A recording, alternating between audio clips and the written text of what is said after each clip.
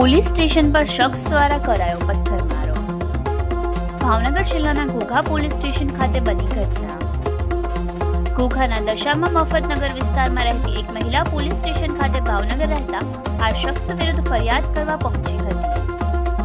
આ દરમિયાન ભાવનગરના આ શખ્સ દ્વારા ઘોઘા પોલીસ સ્ટેશન પર પથ્થરોના કરાયા ઘા. પથ્થરમારાની આ ઘટનામાં પોલીસ સ્ટેશનના બોર્ડને પણ થયું નુકસાન. પ્રાથમિક માહિતી અનુસાર શખ્સ નશામાં ધૂત હોવાની ચર્ચા. પથ્થરમારો કરી શખ્સ થયો ફરાર. પથ્થરમારીની આ ઘટનામાં સદનસીબે કોઈ જાનહાનિ થવા પામી નહોતી.